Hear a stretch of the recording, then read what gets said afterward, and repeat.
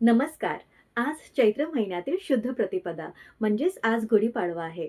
आजपासून आपलं मराठी नवीन वर्ष सुरू होतं.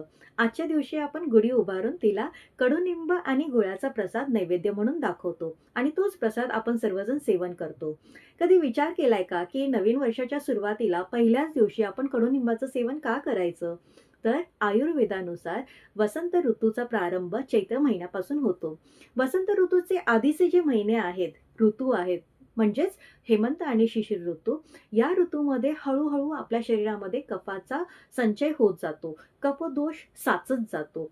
वसंत ऋतूमध्ये अचानक वाढलेल्या गरमीमुळे, उष्णतेमुळे हा साचलेला कफदोष बिघडतो. कफाचा प्रकोप होतो. म्हणून कफाचे काही विकार आपल्या शरीरामध्ये दिसून येतात. म्हणजेच काय? तर या दिवसांमध्ये आपल्याला सर्दी खोकला होणं, आपली भूक मंदावणं, पचनाचे काही विकार होणं, अचानक उलट्या व्हायला लागणं, जुलाब व्हायला लागणं, त्वचेचे काही विकार दिसून येणं, युजुअली या दिवसांमध्ये फंगल इन्फेक्शन आपल्याला जास्त दिसून येतात.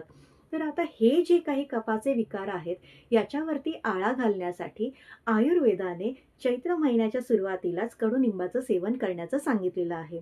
बरं मग गुढीपाडव्याच्या दिवशीच आपण कडुनिंबाचं सेवन केलं, तर हे सगळे कफाचे व्याधी नाहीसे होतील का? तर नाही.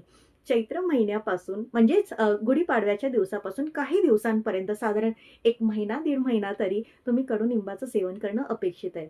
कडुनिंब हे कफाच्या व्याधींवरती, कफाच्या विकारावरती फार सुंदर असं औषध आहे. म्हणून हे निश्चितपणे आपण चैत्र महिन्यामध्ये सेवन करायला पाहिजे. पुन्हा एकदा आजच्या दिवशी गुढीपाडव्याच्या अनेक हार्दिक शुभेच्छा. Follow Aadi Ayurveda to stay healthy and be at peace and bliss. Thank you.